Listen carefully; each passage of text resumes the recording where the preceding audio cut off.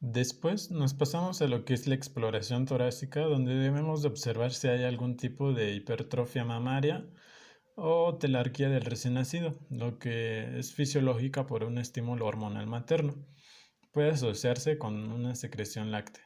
O también observar el momento de este examen si hay pezones supernumerarios. En la función respiratoria debemos de recordar que la frecuencia de respiratoria normal del recién nacido va de entre 36 a 61 respiraciones por minuto. Por encima de las 60 respiraciones se considera que hay taquipnea. Eh, Esta valoración para valorar el grado de dificultad respiratoria se hace a través de 5 parámetros, lo que conocemos como el test de Silverman, que usa una escala de 0 a 10 puntos. De 0 a 2 puntos es la sin dificultad de respirar, de 3 a 5 con dificultad respiratoria y mayor de 5 puntos es que hay una dificultad respiratoria grave. También debemos de ver otra función que es la función cardíaca, que debemos igual de recordar que la frecuencia cardíaca normal en el recién nacido es de 120 a 150 latidos por minuto. La tensión arterial es de 50-70 a 25-40 milímetros de mercurio. Frecuentemente el recién nacido presenta un soplo sistólico transitorio los 2 primeros días de vida hasta que se completa la adaptación de la circulación fetal a una vida extrauterina normal.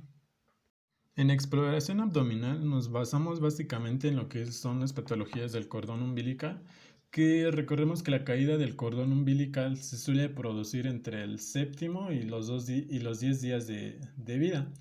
Debemos reconocer si hay presencia de eritema en la base umbilical, que es mejor conocido como onfalititis, y ver si no presenta algún tipo de secreción mucopurulenta, que en caso de haberlo, el tratamiento se lleva con nitrato de plata.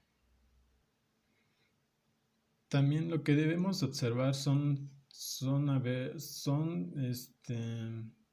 ver si hay algunos defectos en el cierre de la pared abdominal.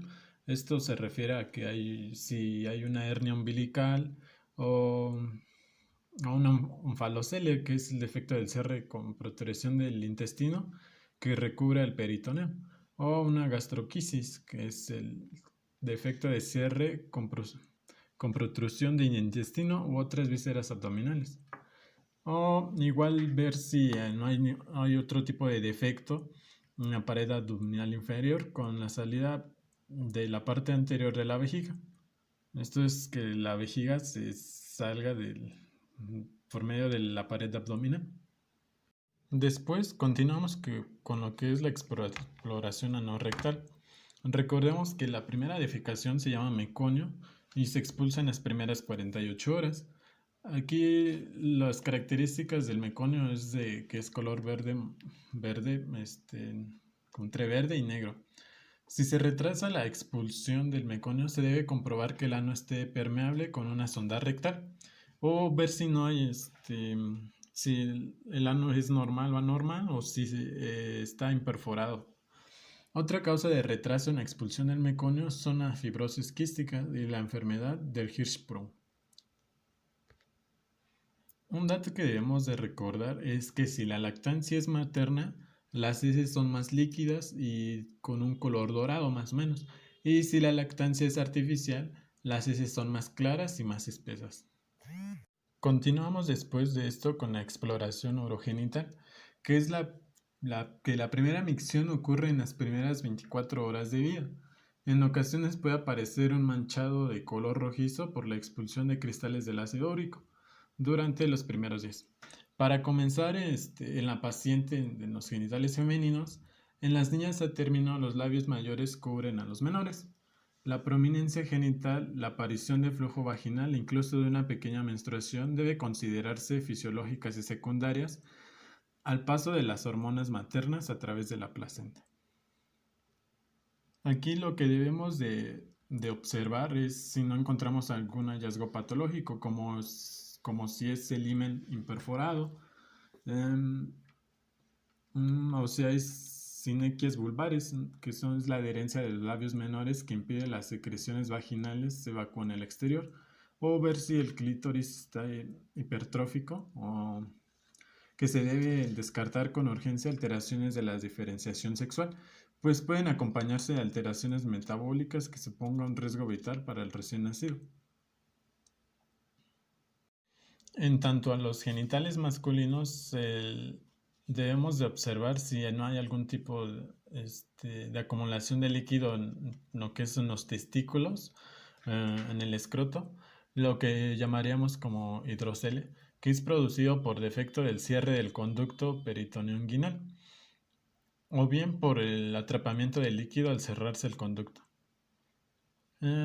También debemos observar si no hay algún tipo de hernia inguinal o una criptorquía, que es la ausencia del descenso testicular en la bolsa escrotal uni o bilateral. Esto se refiere a que no hay descenso de los testículos.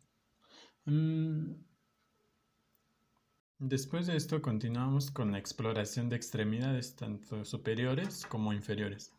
Entonces debemos de ver si hay presencia de dedos accesorios, tanto en las manos como en los pies, que esto se le conoce como polidactilia. También ver si no hay fusión de dos dedos o más de las manos, igual en los pies o en las manos, o en las manos, que se le conoce como sindactilia. Y también debemos observar si hay pies ambos, que es el defecto del desarrollo del tarso y metatarso con flexión plantar. Esto es una desviación medial de la planta del pie, incurvación de los metatarsianos hacia el dentro. Así. Tiene como el pie flexado hacia adentro, tanto el derecho como el izquierdo. Posteriormente a eso hacemos lo que es la exploración neurológica, que debemos de encontrar si hay simetría de movimientos en la postura o en el tono muscular y si hay reflejos primitivos. En el tono muscular se valora lo que es el tono muscular pasivo, lo que son los movimientos musculares en los que el recién nacido no participa activamente, y el tono muscular activo, que son los movimientos musculares ante situaciones a las que debe responder. Esto quiere decir que los recién nacidos a término muestran resistencia muscular a la extensión. En los prematuros se observa una disminución del tono muscular, que conocemos como hipotonia. En la postura varía con la edad gestacional. Si es menor a 28 semanas, la extensión es completa. Si es de 34 semanas, la flexión de miembros inferiores es buena. Y si es en recién nacido a término, la flexión de los 4 miembros es buena igual. Después continuamos lo que es con los reflejos primarios o arcaicos, que es la respuesta automática que tiene el recién nacido y desaparecen hacia los 6 meses. Su ausencia puede indicar que hay una alteración en el sistema nervioso. El reflejo de Moro esto se refiere a la colocación del recién nacido boca arriba sobre una superficie acolchonada y se alza la cabeza y tórax y se le deja caer la cabeza unos 10 centímetros hacia atrás sobre la misma mano, y después de esto debe de producirse una extensión y abducción de brazos en la apertura de manos y generalmente se acompaña de llanto. La respuesta aquí debe ser simétrica.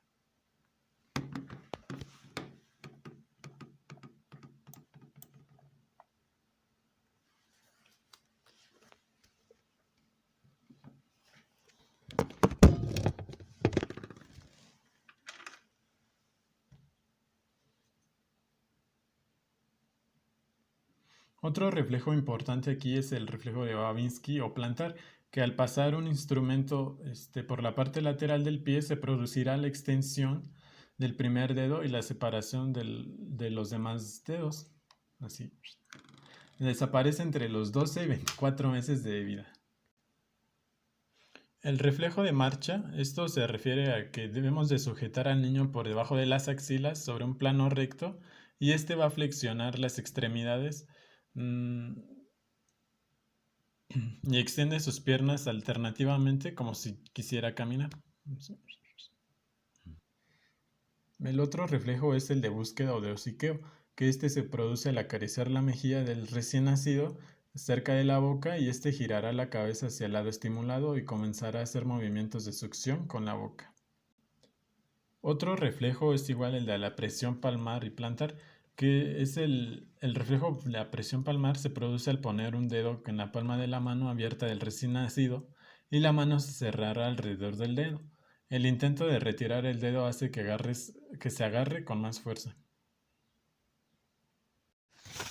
La reanimación total en el embarazo de riesgo, la madre debe ser trasladada antes del parto a un centro con capacitación para realizar una reanimación neonatal completa y que disponga de una unidad de cuidados intensivos neonatales.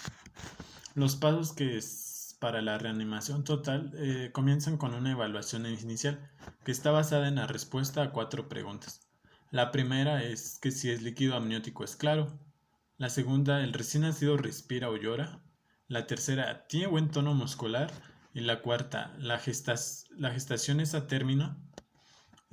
Si todas las respuestas son afirmativas, el recién nacido puede ser colocado piel a piel con su madre.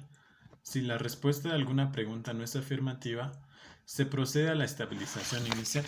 Esto se refiere a que, con el diagrama de reanimación total, a que si no se cumplen con estas preguntas, lo que debemos hacer es colocar bajo fuente de calor al recién nacido, tenerlo en una posición, limpiar, hacer una aspiración de vías aéreas, secarlo, estimularlo y reposicionar.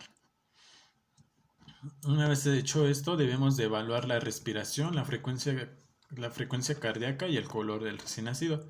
En caso de que al recién nacido aún tenga frecuencia menor a 100 latidos por minuto, que sería apnea, debe comenzar una ventilación con presión positiva, donde la intubación debe de ser necesaria, administrar oxígeno. Y si en caso de que el neonato siga con frecuencia cardíaca menor a 60, debe iniciarse una ventilación con presión positiva y un masaje cardíaco. Y si el recién nacido igual sigue con frecuencia cardíaca menor a 60, debemos aplicar lo que es la aplicación de adrenalina.